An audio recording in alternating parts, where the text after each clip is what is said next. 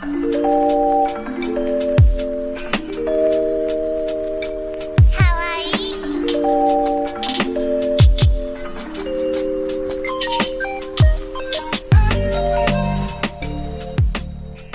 pero muy bienvenidos.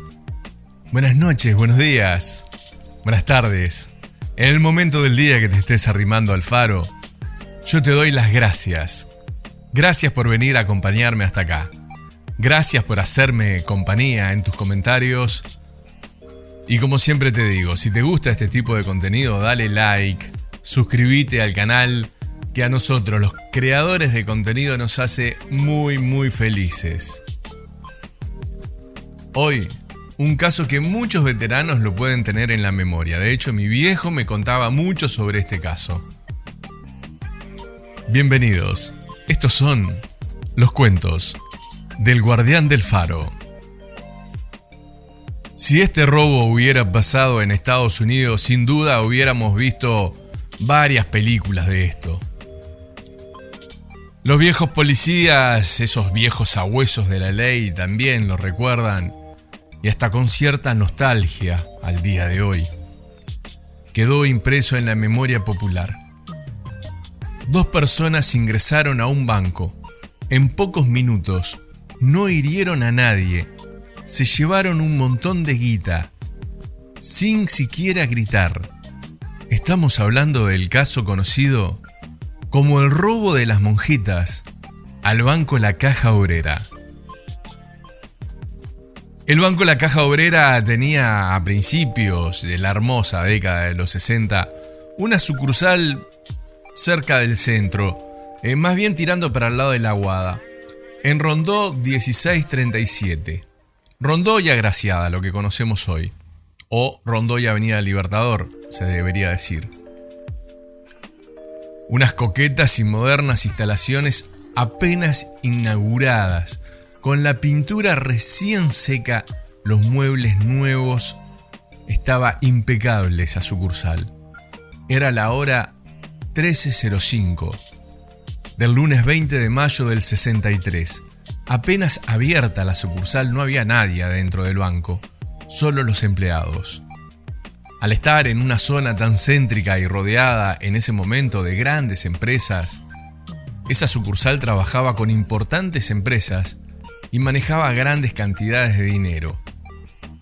En el local habían aproximadamente $500,000 de pesos. Verdaderamente una fortuna incalculable al día de hoy. El local, si vos pasás hoy por hoy, está exactamente igual. Grandes ventanas, como si fuera una automotora o algo así. Eso era un banco. Acordate. Rondó 1637, esquina Agraciada. Si pasás por ahí, date una vuelta y fíjate. Por Libertador venían bajando dos monjitas de gris, con su cofia color blanca. Absolutamente a nadie le llamó la atención dos monjas caminando en la calle con sus portafolios de cuero. Si a alguien le hubiera prestado atención, se hubieran dado cuenta que las monjas daban pasos muy largos, tenían zapatos muy grandes y caminaban un poco raro. Una de ellas era alta, de lentes transparentes, por los cuales se veían unos muy bonitos ojos claros. La otra era más bien baja, rellenita. También llevaba lentes y el cutis blanco. Eran jóvenes.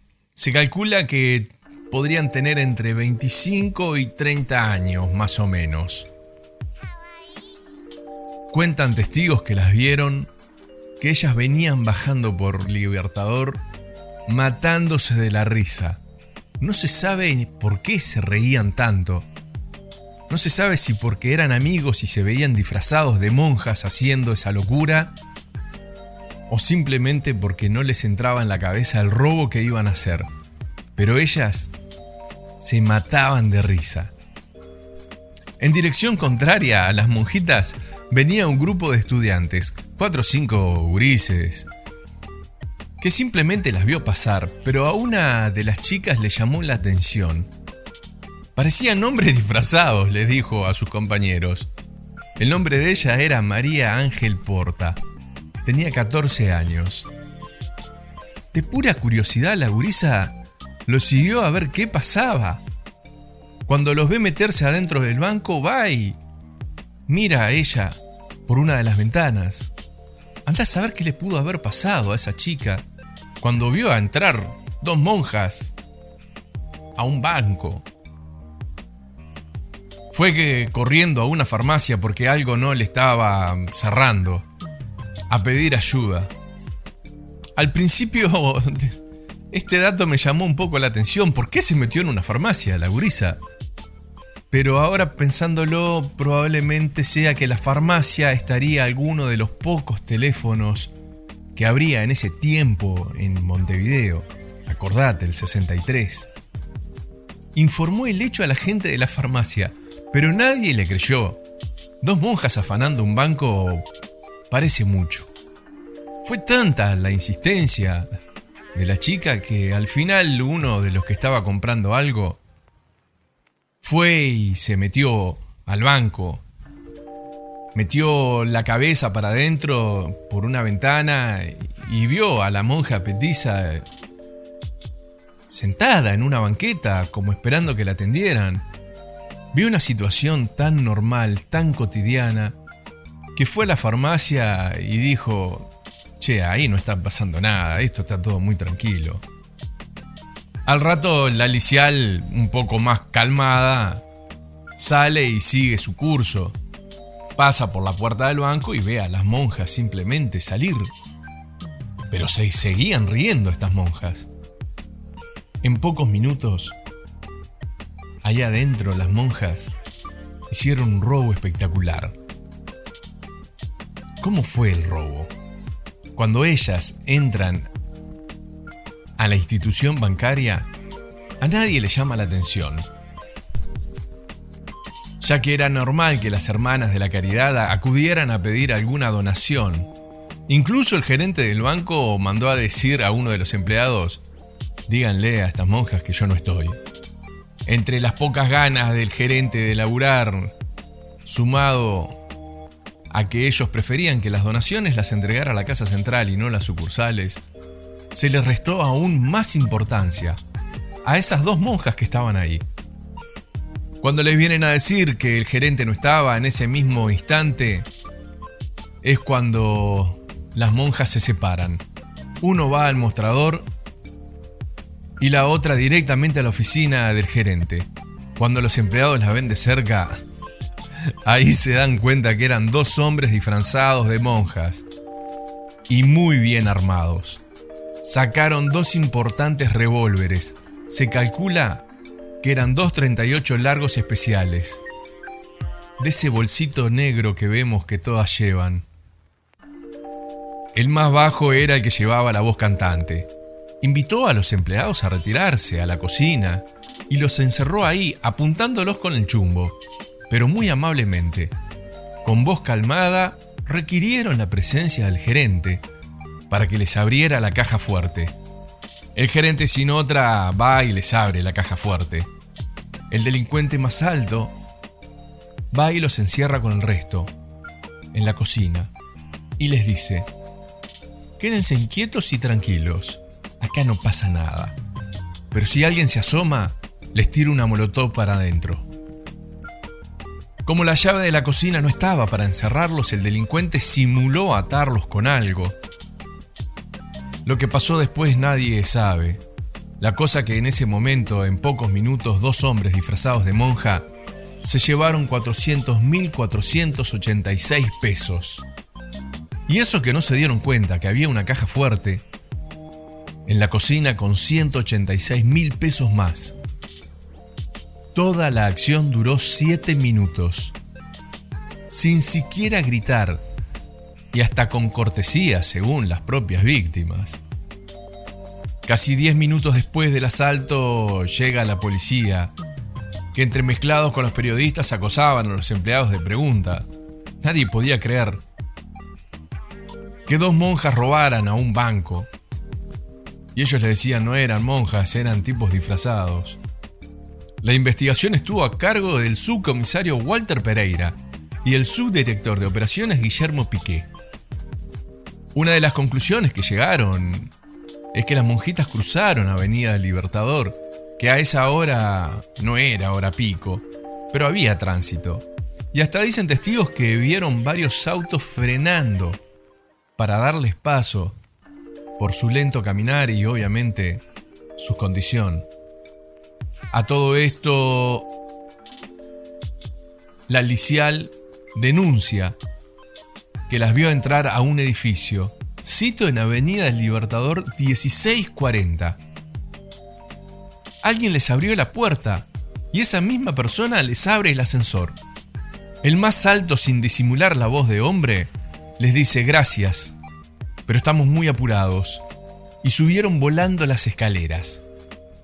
Minutos después, los asaltantes abandonaron el edificio, ya vestidos con ropas más naturales. Pero salieron del edificio por otra salida, en la calle Galicia 1154. Insisto con esto, las direcciones son exactas. Estaría fantástico que nos diéramos una vuelta por ahí. Nunca aparecieron ni los hábitos, ni las armas, y mucho menos el dinero.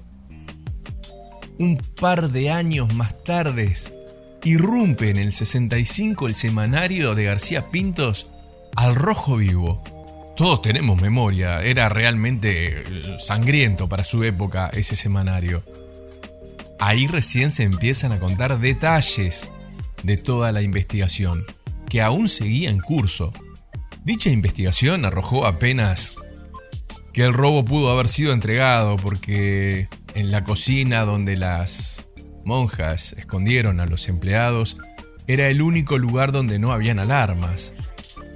Por otro lado, la serenidad de los asaltantes demostraba que no era la primera vez que robaban, y el gran profesionalismo que ellos mostraban se veían que eran del ámbito. A los años se supo que era una banda organizada, que decían que eran hasta 4 o 5 monjas que estaban dando vueltas. Después se descubrió que viajaron a Buenos Aires. Ese día, a las 11 de la mañana, sacaron 2 tickets para Buenos Aires en el vapor de la Carrera. La primera sospecha cayó en ladrones argentinos, que ya en esa época habían hecho grandes robos en Argentina. Siempre disfrazados de policía. A ninguno se le ocurrió disfrazarse de monja. Había muchos robos muy violentos de parte de argentinos en Montevideo, como el recordado robo al Cambio Mesina, que fue realmente una masacre. Se presume que uno de ellos se fue a Buenos Aires y volvió a los 10 años cuando el crimen prescribió. Otro, dicen las malas lenguas, que se quedó y fundó varias empresas. Hasta el día de hoy no hubo detenidos, no apareció la plata, no aparecieron las armas, ni siquiera hubieron algunos imputados por ese asalto. Hoy vivimos una época muy violenta, que primero tiran y después roban. No deja de tener cierto romanticismo un robo así, pero ya esas cosas no pasan más. Fue un robo de película. Entre hábitos y revólveres, así termina el capítulo de hoy de los cuentos del Guardián del Faro.